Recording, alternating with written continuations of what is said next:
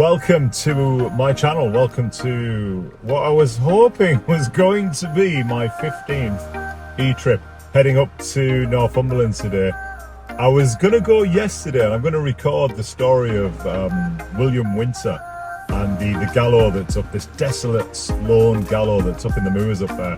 And I was going to tell you the story of, well, I am going to do it. It's just whether I get around to doing it, because you've just seen what the weather's like today. The heavens have well and truly opened. It was wet and miserable yesterday. I'm pretty keen to get up to Northumberland to tell you this story, but at the moment it's just not happening.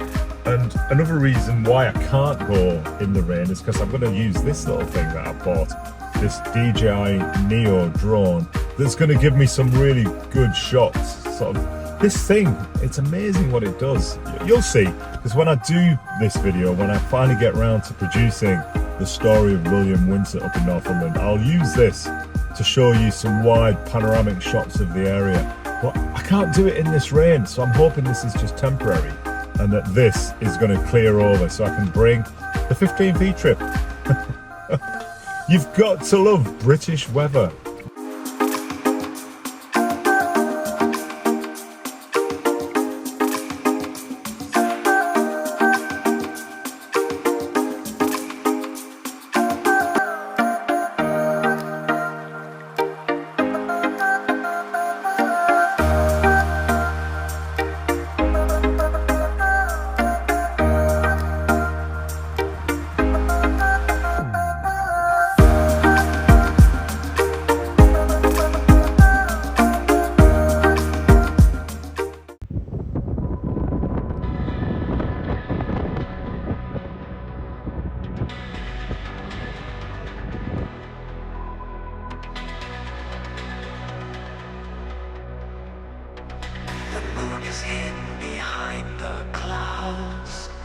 Shadows dance the night in shrouds. A chill runs down my spine, a haunting sound in this eerie darkness. Now, I know what you are thinking right now. You're expecting me to be telling the story of Winter's Gibbet from the Gibbet. That was every intention. That was every intention. That was my plan. But didn't pan out. The weather, yet again, one day later, well, you saw the drive through. It looked absolutely stunning. Clear blue skies.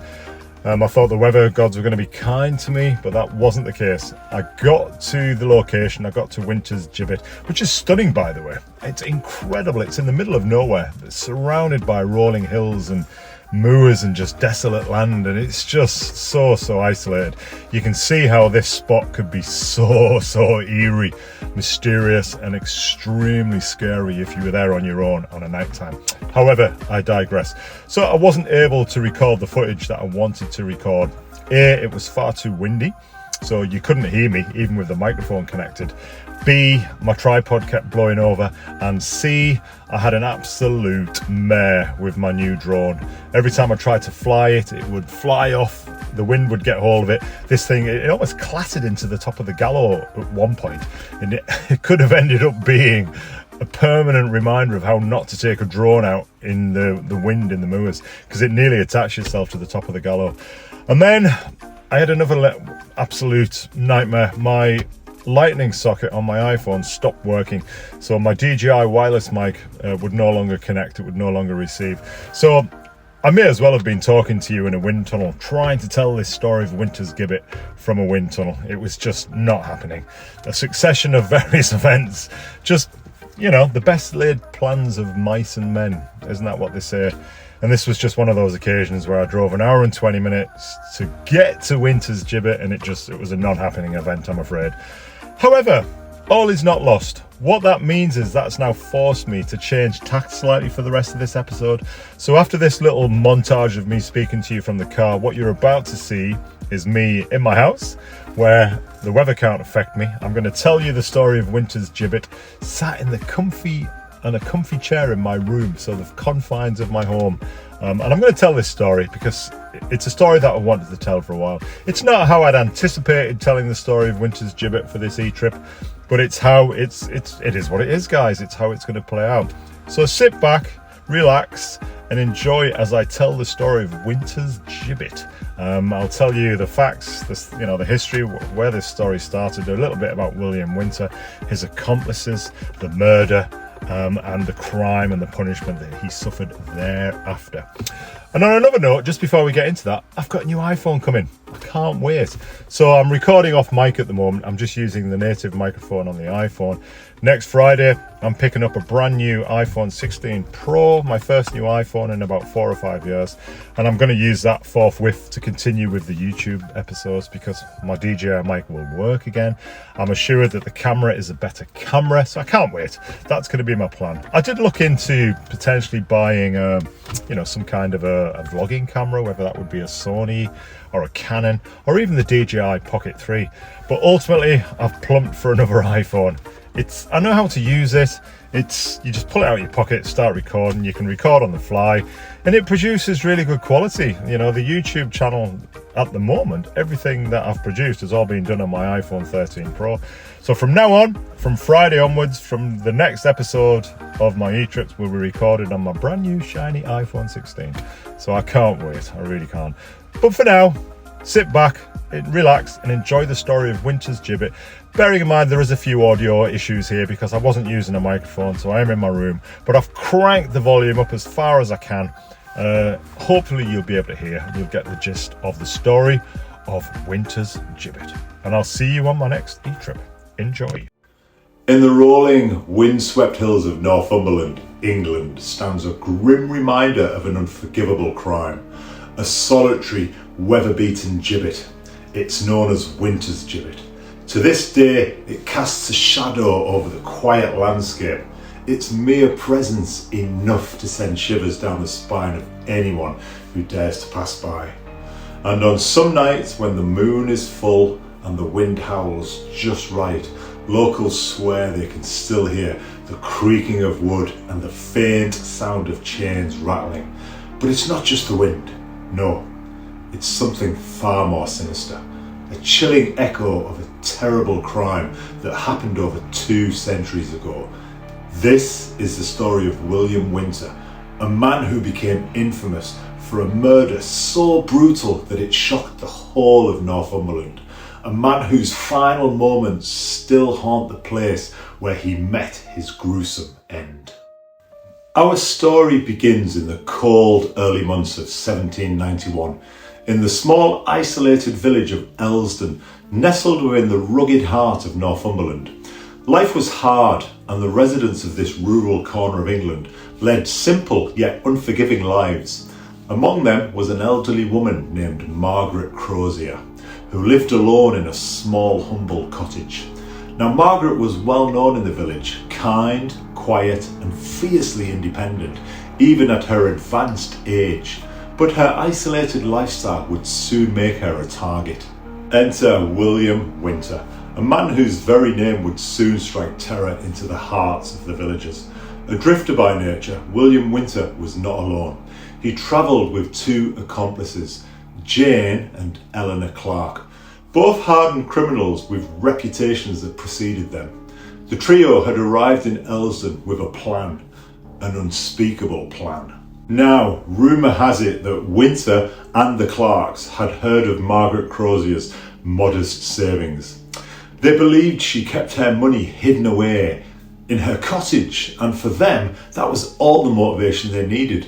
What began as a robbery would soon escalate into one of the most notorious murders in the history of Northumberland. Now, on a cold February night, under a thick blanket of darkness, Winter and the Clarks made their move. They crept through the undergrowth, their breaths forming cold clouds in the night air, until they reached Margaret's small, dimly lit cottage. As they entered, they were met with the dim glow of a dying fire and the unsuspecting face of Margaret Crozier. Without warning, they set upon her. Now, accounts of that night are chilling. Winter and his accomplices were not there just to steal, they were there to kill. It's said that they beat Margaret savagely, and as she lay defenceless, they continued their brutal assault until her cries were silenced forever. They ransacked the cottage, their hands now covered in her blood, and left with literally nothing more than a few shillings. But what they didn't know was that Margaret Crozier would not be forgotten, not by the village and certainly not by the law. When Margaret's lifeless body was discovered, a wave of horror swept through Elston. The authorities wasted no time in pursuing the killers. Winter, Jane and Eleanor were soon captured, their fates all but sealed. The trial was swift and damning, with overwhelming evidence and eyewitnesses who had seen the three strangers lurking about. In the end, all three were found guilty, but it was William Winter who would face the most grisly punishment of all.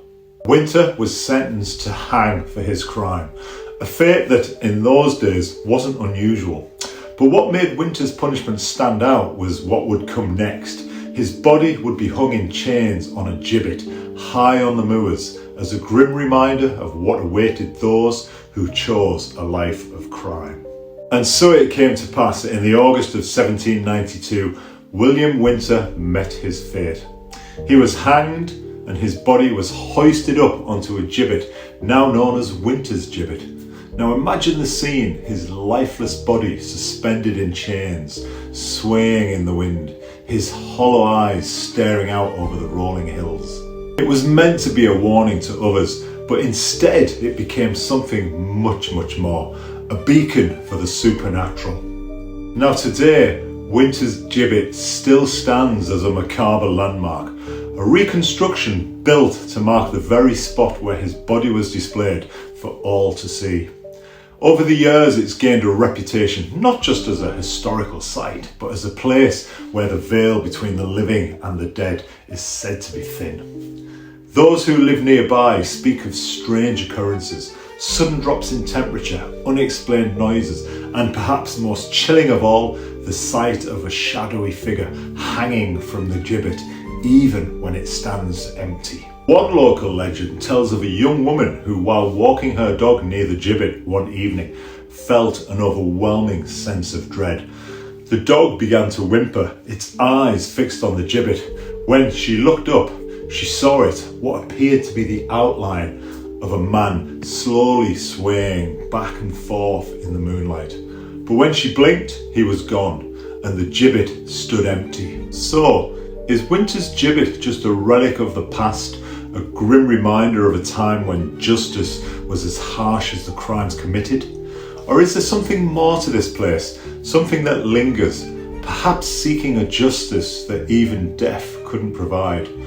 William Winter, after all, took a life without mercy. Perhaps now he wanders those moors, seeking the mercy he was never shown.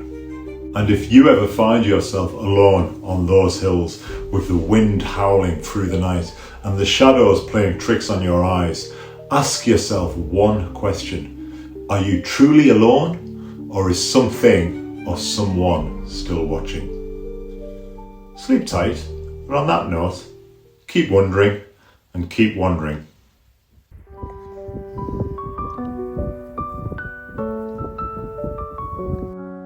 In the shadow of the moor, where the heather barely stirs, lies a tale of blood and vengeance, wrapped in silent ghostly words. William Winter walks the night, where the gallows cast its chill, his crime etched in the sky, on the cold and barren hill. The wind that whispers secrets old, of the dead he paid with life and soul. Forever bound, forever cold, winter's curse and endless toll. Hang him high, where the crows don't cry, on winter's gibbet under a moonless sky. He swims in the dark where the shadows creep, a restless soul that can't find sleep. No peace, no grave, just endless night. William Winter doomed to flight. The stone footsteps